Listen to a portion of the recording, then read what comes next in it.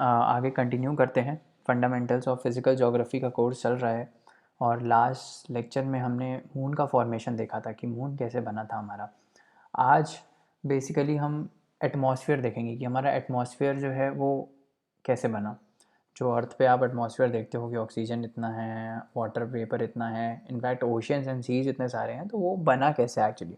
तो इसकी कुछ कुछ थ्योरीज़ हैं, फिर हम वही थ्योरी के पॉइंट ऑफ व्यू से ही पढ़ेंगे इसको। तो सबसे पहले हम एटमॉस्फेयर की बात करते हैं। एटमॉस्फेयर क्या है, क्या होता है एटमॉस्फेयर। तो आप राइट, हमारा जो अर्थ है, हमें मालूम है कि हमारे अर्थ में हम जैसे बोलते हैं ना क्लाउड्स बन रहे हैं, तो क्लाउड्स बन रहे हैं, ऑक्सीजन, हम अगर ऑक्सीजन नहीं होती हमारे एटमॉस्फेयर में तो बेसिकली लाइफ पॉसिबल नहीं होती। तो ये सब जो ऑक्सीजन है, कार्बन डाइऑक्साइड है, नाइट्रोजन है, ये सब का जो कॉम्बिनेशन एग्जिस्ट करता है अर्थ में, उसी को हम एटमॉस्फेयर बोलते हैं। तो ये बना कैसे बेसिकली, तो इसके कुछ कुछ कंट्रीब्यूटर्स हैं। पहला बात करते हैं, जब इनिशियली हमारा प्लैनेट बना था, हमने देखा था कि सब चीज़ जो ओरिजिनेट हुई है वो हाइड्रोजन, हीलियम और डस्ट पार्टिकल से हुई है, राइट। इनफैक्ट नेबुलर हाइपोथेसिस में जो बेसिक एलिमेंट था वो भी हाइड्रोजन हीलियम का क्लाउड ही था, है ना। वहीं से ही प्लैनेट्स बने। तो हाइड्रोजन और हीलियम तो बेसिक कॉन्स्टिट्यूएंट है ही, है ना, वो तो बेसिक कॉन्स्टिट्यूएंट है ही एटमॉस्फेयर का। अब बट इनिशियली क्या हुआ, जब प्लैनेट्स बने, हमने ये बोला था कि जो इनर प्लैनेट्स हैं, जो रॉकी प्लैनेट्स हैं, जैसे मरकरी हो गया, वीनस हो गया, अर्थ हो गया और मार्स हो गया, ये जितने भी ये वाले प्लैनेट्स थे, उनका जो गैसेस थी वो ब्लो आउट हो गई, क्योंकि जो सोलर विंड्स थी वो इतनी ज़्यादा स्ट्रॉन्ग थी इनसाइड, कि उन्होंने सारे जो हाइड्रोजन हीलियम के पार्टिकल्स हैं इनको ब्लो आउट कर दिया बाहर स्पेस में। मतलब कि जो गैशियस प्लैनेट्स हैं हमारे, वो इनसे बने हैं। तो हमारे जो इनिशियली जो ये सब थे हमारे हाइड्रोजन हीलियम, वो तो रहे नहीं, क्योंकि वो जो इनिशियली जो एटमॉस्फेयर था प्राइम मॉडल, मतलब बहुत जो इनिशियली जब बना था तब का एटमॉस्फेयर, वो तो लूज़ आउट हो गया, है ना, वो तो लूज़ आउट हो गया। अभी फिर क्या हुआ कि जो मतलब इनिशियली तो टेम्परेचर बहुत हाई था अर्थ का ना, अर्थ was not like it is now. वो इनिशियली जब अर्थ बनी तो वहाँ पे एस्ट्रॉइड्स हिट कर रहे थे, स्लैमिंग हो रही थी, बहुत ज़्यादा हीट जनरेट हो रहा था। तो इनिशियली बहुत हीट था, लिक्विड मैग्मा था अंदर, अभी भी है, बट मतलब उस टाइम तो सब ओपन में था, है ना। तो वो बहुत ही गैसेस ब्लो आउट कर रहा था। तो इंटीरियर, जो हॉट इंटीरियर था अर्थ का, जो मैग्मा था, वो basically it was blowing out these gases, जिसमें वाटर वेपर था हमारा, नाइट्रोजन था, कार्बन डाइऑक्साइड था, मीथेन था, ऑक्सीजन था। तो ये सारे गैसेस वहीं इंटीरियर ऑफ अर्थ की वजह से आए हैं। तो बेसिकली आप देखोगे कि वॉल्केनोज़ का फॉर्मेशन ऐसे हुआ था कि क्रैक्स के थ्रू लावा आया था और वो over the period of time condense होने लगा, है ना। डिफरेंट डिफरेंट लेयर्स लावा एक के ऊपर एक के ऊपर एक के ऊपर आके वो कंडेंस होने लगा, तो वॉल्केनो बन गया। तो जब वो ऊपर आ रहा था तो गैसेस भी रिलीज़ कर रहा था अंदर की जो गैसेस थी, है ना। और ये अभी भी आज भी होता है, जो वॉल्केनिक इरप्शंस होते हैं, आप देखोगे कि वॉल्केनिक इरप्शंस में इतना ज़्यादा दैट वो डस्ट निकलता है, इतना ज़्यादा ऐश निकलता है, जिसको हम बेसिकली ये क्या तो बोलते हैं इसको, उस ऐश का कुछ नाम है, सिंडर सिंडर कोन्स, पायरोक्लास्ट, ये सब बोलते हैं इनको। तो ये सब पायरोक्लास्ट जो था, उससे इतना ज़्यादा क्लाउडी हो जाता है, वो इतना ज़्यादा गैशियस होता है कि वो it has the potential to even drop down the global temperatures. इतना ज़्यादा वो गैसेस निकलता है उसमें से, है ना।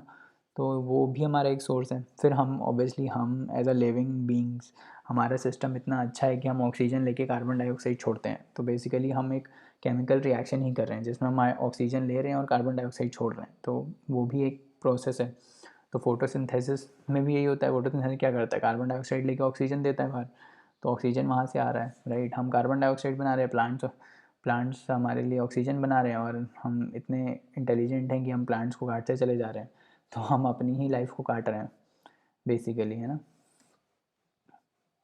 तो वही बोल रहा है कि ये हाइड्रोजन और हीलियम के जो इनिशियली था, है ना। ये आप इमेजेस देख सकते हो इसकी।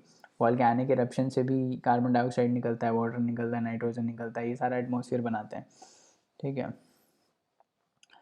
उसके बाद उसके बाद हम देखते हैं कि ये और क्या क्या फैक्टर्स थे इसमें। तो इनिशियली जब ये कार्बन डाइऑक्साइड निकला अंदर से, वाटर वेपर निकला अंदर से, तो आपको पता है कि हम बोलते हैं ना कि एसिड रेन वाला कंसेप्ट, तो आपको पता है कि जो गैसेस होती हैं एटमॉस्फेयर में, वो आपस में पानी के साथ रिएक्ट करके एसिड्स बना देती हैं। तो कार्बन डाइऑक्साइड भी वाटर से रिएक्ट करके कार्बोनिक एसिड बनाता है, और ये वीक एसिड होता है कार्बोनिक एसिड। तो ये बेसिकली इस रिएक्शन में हीट का यूटिलाइजेशन होता है। तो इसमें क्या होता है कि जो सराउंडिंग हीट है उसको कैप्चर कर लेता है। तो बेसिकली हम इसको बोलते हैं एंडोथर्मिक रिएक्शन है ये। तो इसमें हीट एब्जॉर्ब होता है, तो हीट एब्जॉर्ब होगा तो क्या होगा, सराउंडिंग टेम्परेचर कूल डाउन हो जाएगा, राइट। तो वही हुआ। तो water vapour basically carbon dioxide से मिक्स होकर उसने रेन मतलब कार्बोनिक एसिड बना दिया, जिससे और ज़्यादा टेम्परेचर डाउन हुआ। अब और टेम्परेचर डाउन हुआ तो और ज़्यादा बारिश पड़ने लगी, है ना। बारिश कैसे पड़ती है, कंडेंसेशन ही तो होता है पानी का, है ना। बारिश पड़ती है तो और ज़्यादा टेम्परेचर डाउन होगा, तो और ज़्यादा सैचुरेशन हो जाएगा क्लाउड्स का, एयर का, और ज़्यादा बारिश पड़ेगी। तो रेन वाटर जब पानी गिरने लगा ऊपर से, इतना ज़्यादा सोचो, इतना ज़्यादा पानी गिरने लगा कि जो डिप्रेशंस थे अर्थ के उसमें ये भर गया। ऐसा मानना है कि वो डिप्रेशंस में भर गया, तो जो 70-90% 70% 80% जो वाटर है अर्थ में वो यहीं यहीं से ही आया है। It is the rain water. तो आप सोचो कि जितना अर्थ बेसिकली पूरा तो पानी ही है, it's very less land on it. तो वो पूरा सारा it has come through a rain water. So this is the power of our nature, what it can do is, हमको मैस नहीं करना चाहिए। और हम अगर टाइम पीरियड्स की बात करें तो इसको बाद में पढ़ते हैं।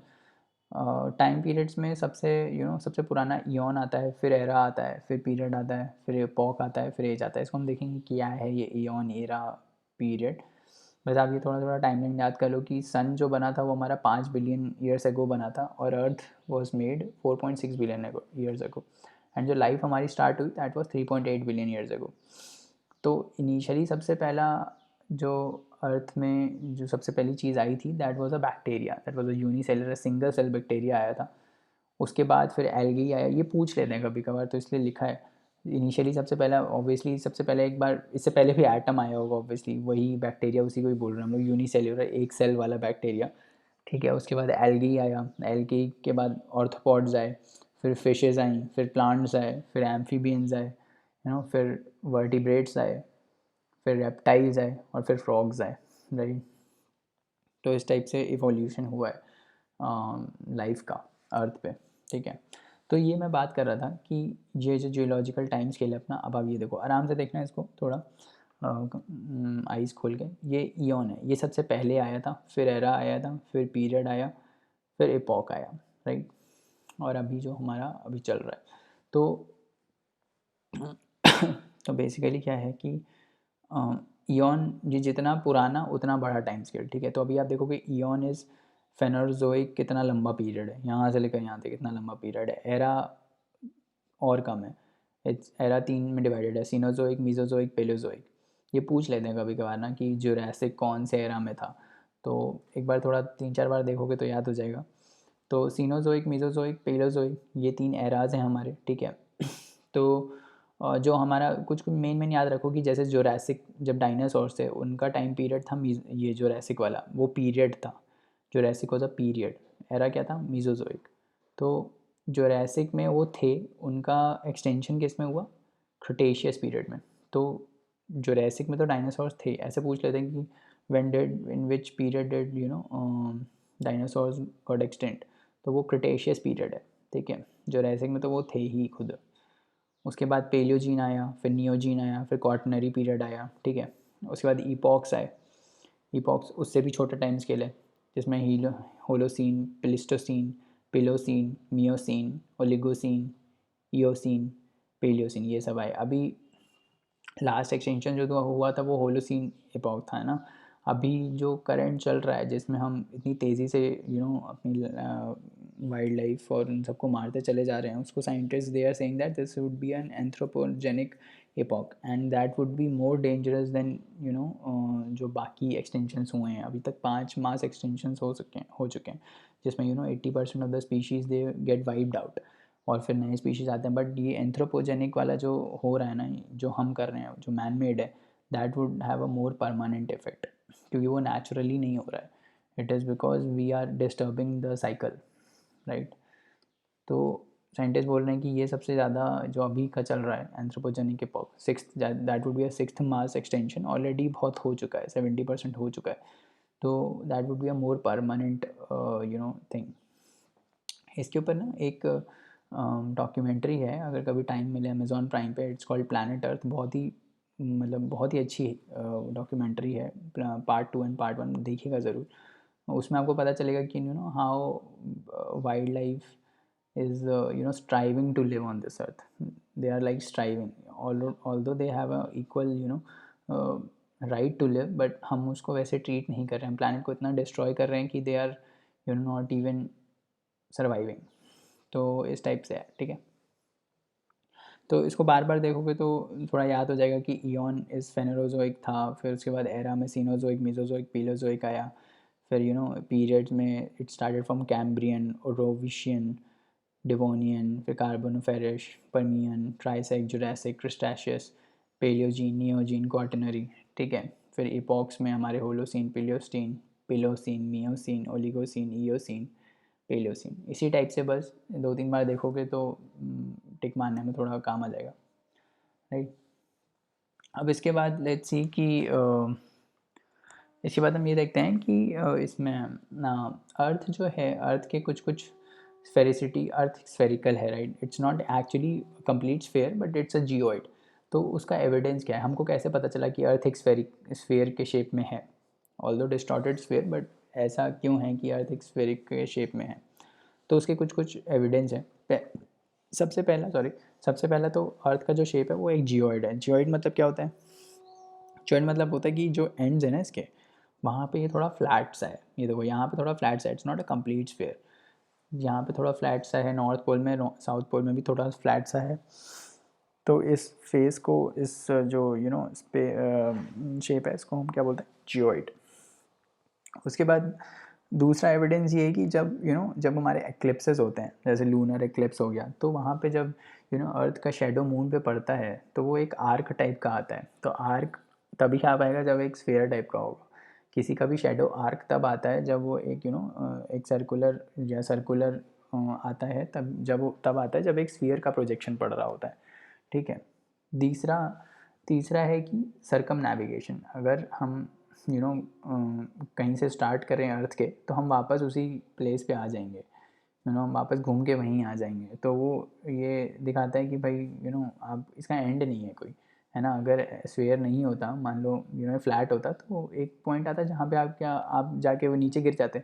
पर वैसा तो कुछ है नहीं, है ना। आप अगर स्टार्ट करोगे तो उसी पॉइंट पे वापस आ जाओगे, ये ऐसे बोलता है। फिर हमने स्पेस से भी फ़ोटोज़ ली, तो स्पेस से भी फ़ोटोज़ लेने पे हमें पता चला रही है, तो सर्कुलर शेप का है, इस टाइप से है ना अपना प्लानट।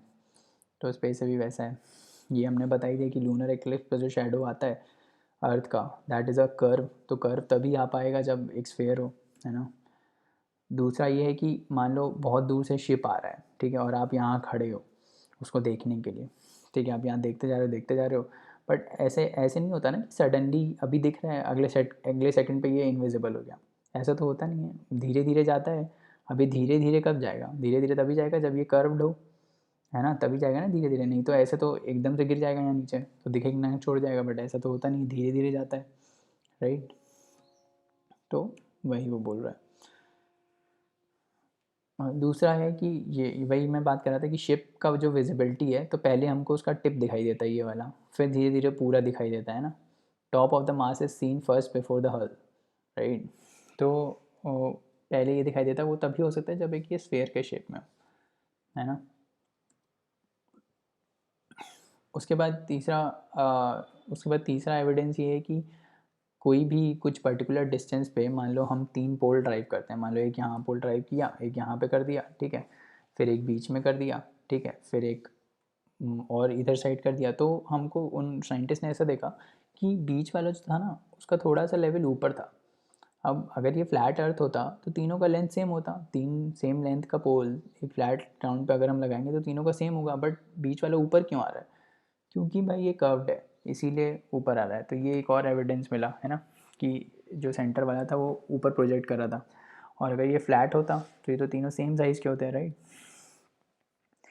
फिर दूसरा ये था कि जो सन का रे, जब सन आता है तो धीरे धीरे आता है ना।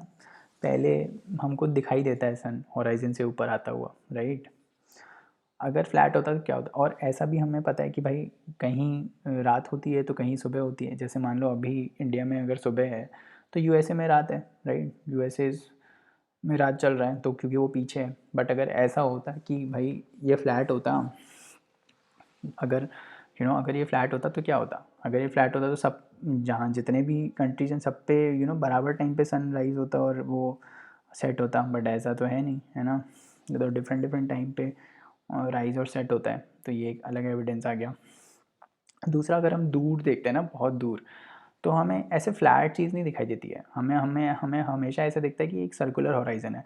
और जब भी आप देखोगे उसको चेज़ करने का मतलब, मान लो आप पास चले जाते हो यहाँ से, पास जाते जाते तो ये वाइडर हो जाता है। और मतलब ये हमेशा ऐसे ही नहीं होगा कि फ्लैट आ गया, ये हमेशा इसका कर्वेचर बढ़ता जाएगा। तो ये देखो इसका एविडेंस कैसा है। मान लो मैं यहाँ पे हूँ एक्स पे, मैंने देखा एक सर्कुलर हॉराइजन मेरे को दिख रहा है यहाँ पे, मैंने सोचा क्या पता ही फ्लैट हो, तो मैं और पास चला गया। मैं और पास चला गया तो भाई फिर से ये हॉरिजन सर्कुलर ही है ना। तो कभी एंडिंग, नेवर एंडिंग चीज़ है ये। ठीक है, तो चलिए आज इतना ही रहने देते हैं। कल हम अर्थ मूवमेंट्स की बात करेंगे। Thank you so much.